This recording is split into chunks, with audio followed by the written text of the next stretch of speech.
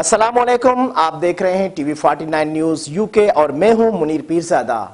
आइए आपको ले चलते हैं आज की खबर की जानिब। जमात इस्लाहुल मुस्लिमीन ज़िले टंडोलायार के तहत टीएचक्यू अस्पताल में 300 पौधे लगाकर शजरकारी मुहिम का आगाज कर दिया गया। इस मौके पर जमात इस्लाहुल मुस्लिमीन टंडोलायार के ज़िले सदर कामरान दिलबर ताहिरी ने गुफ्तगू करते हुए कहा कि दरख्त इंसानी ज़िंदगी और सेहत में अहम किरदार अदा करता है। आज टीएचक्यू अस्पताल टंडोलायार में 300 पौधे लगाकर शजरकारी मुहिम का आगाज किया है। अपने इलाके में भी दरख्त लगाएं और आलूदगी का खात्मा करें, आने वाली नस्ल की जिंदगी पुरसुकून बनाएं।